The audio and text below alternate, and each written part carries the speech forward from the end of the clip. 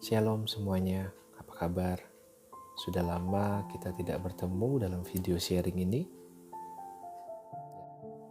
Dan kali ini ada sesuatu hal yang cukup menarik untuk kita kembali bahas sama-sama.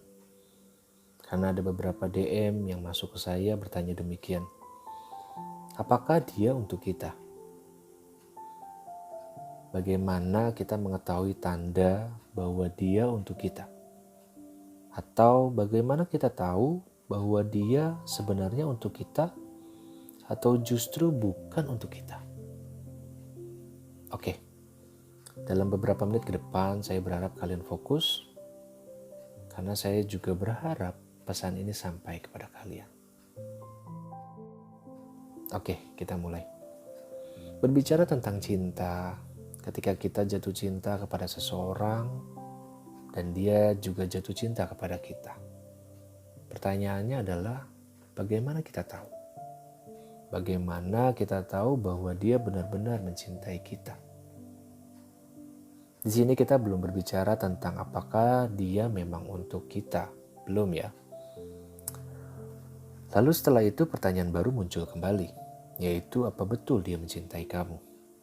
Karena istilah PHP dan PHK itu banyak sekali. PHP pemberi harapan palsu, PHK pemberi harapan kosong. Katakan saja bahwa cintanya benar-benar murni untuk kamu. Dia mendahulukan kamu, kamu segalanya untuk dia. Dia tidak memikirkan yang lain kecuali kamu. Semua yang dicari dan dilakukan hanya untuk kamu dan semua tentang kamu. Ya, katakanlah begitu. Lalu kamu mungkin membuat checklist nih. Dan ternyata semua standar tadi sudah di checklist. Dan sekali lagi ternyata memang orang itu memenuhi standar dan kriteria kita. Oke, sudah. Nah lalu pertanyaan lain akan muncul. Yaitu apakah dia benar-benar untuk kamu? Pernah dengar istilah seperti ini? Wanita yang baik hanya untuk pria yang baik. Pria yang baik hanya untuk wanita yang baik.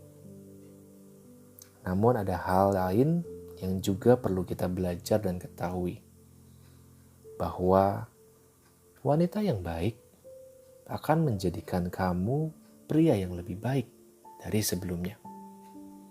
Dan pria yang baik tentu akan menjadikanmu wanita yang lebih baik dari sebelumnya. Jadi itu tanda ya.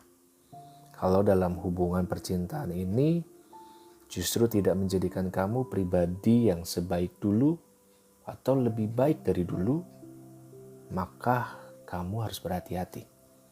Seperti ibadah turun, berbuat baik turun, kepedulian terhadap sesama turun, mulai mementingkan diri sendiri, terlalu mementingkan diri sendiri, semua tentang diri sendiri, sampai lupa berbagi kebaikan dan kebahagiaan dengan orang lain.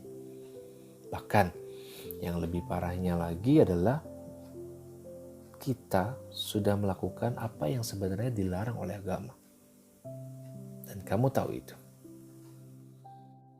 Maka kita tahu sebenarnya she's not good for me. He's not good for me.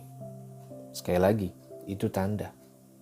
Namun jika karena hubungan ini justru menjadikan kamu pribadi yang lebih baik dari sebelumnya, lebih peduli tentang kebersihan, penampilanmu jadi lebih sopan, mulai peduli kepada orang-orang sekitar, lebih menghormati orang tua, mulai rajin olahraga, mulai memikirkan masa depan mungkin, mulai melihat brosur-brosur rumah, merancang rumah untuk masa depan, nanti kolam kita di mana, nanti kamar kita ukurannya berapa, ini tempat buat main anak-anak. Lalu kita mulai berpikir, loh kok saya jadi tertarik membangun rumah yang baik ya? Loh kok saya jadi tertarik untuk lebih peduli dengan orang lain ya? Jadi sekali lagi, jika kita menjadi lebih baik, itu adalah tanda bahwa dia wanita atau pria yang baik. Namun, jika kita tidak menjadi sebaik dulu, itu adalah tanda bahwa dia bukan wanita atau pria yang baik. Oke, sampai sini titik dulu ya. Nah, namun yang kedua, mungkin saja dia adalah orang yang tepat. Tapi cara kita mencintainya lah yang salah. Karena seringkali ketika kekasih menjadi masalah dalam kehidupan, kita cenderung jadi menyalahkan pasangan atau kekasih kita. Betul atau tidak di sini? Padahal cinta itu tidak pernah salah. Sekali lagi, cinta itu tidak pernah salah. Karena yang bisa salah itu adalah kita. Yang mungkin telah memilih orang yang salah atau justru memilih orang yang tepat. Namun kita telah mencintainya dengan cara yang salah. Jadi jelas ya, jawaban dari pertanyaan apakah dia untuk saya sangatlah bergantung pada diri kita sendiri. Sebab begini, ketika seseorang diajukan kepada Tuhan, Tuhan, saya menyukai dia. Lalu kita rawat dengan baik hubungan ini, maka yang tadinya tidak baik pasti dibaikan. Kan tidak ada orang yang mengatakan dirinya beriman yang tidak diuji. Termasuk diuji dengan cinta yang tidak begitu baik. Itu sebabnya kita harus sadar bahwa tidak semua cinta yang dihidangkan itu yang terbaik. Jadi ketika kamu patah hati, tidak perlu langsung setengah mati marahnya ataupun galaunya. Mengapa demikian? Karena sebagian hanyalah berupa ujian. Bukankah Tuhan menjadikan sebagian dari dirimu untuk ujian bagi dirimu sendiri? Dan cara mencintai itu tidak baik, lalu diberikan untuk kita, maka kita harus tahu, oh ternyata aku yang memilihnya salah. Lalu tahunya salah bagaimana? Nah ini penting, dan ini menarik. Dengar baik-baik. Berlakulah sebaik mungkin. Kalau tetap bermasalah, berarti dia yang bermasalah dan bukan kamu. Karena sebaik-baiknya cinta, kalau kita perlakukan tidak baik, maka justru akan bermasalah. Jadi secara teoritis, cinta bisa lepas dari masalah. Tentu tidak.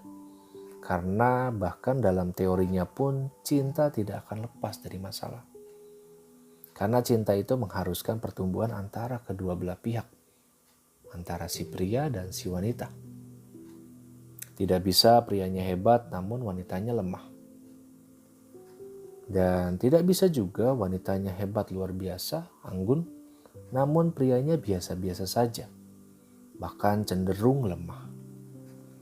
Nah, karena memang mengharuskan pertumbuhan dari keduanya, jadi memang akan ada masalah. Masalah itu ditemukan karena kita berpikir bahwa perubahan itu baik. Namun pada kenyataannya tidak semua orang mau berubah dan siap untuk berubah. Dengan kata lain, semua orang setuju bahwa perubahan itu baik. Namun tidak semua orang mau berubah. Dalam pernikahan, dalam hubungan percintaan, seringkali semua pasangan setuju bahwa bersikap dewasa akan menolong hubungan mereka. Namun pada kenyataannya, tidak semua dari masing-masing pasangan siap atau bahkan mau untuk mengubah kebiasaan buruknya. Dan itu adalah awal dari masalah.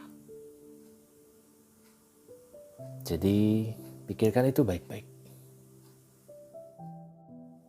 Akhir kata, selamat Natal 2019 dan selamat menyambut tahun baru 2020. Tuhan Yesus memberkati.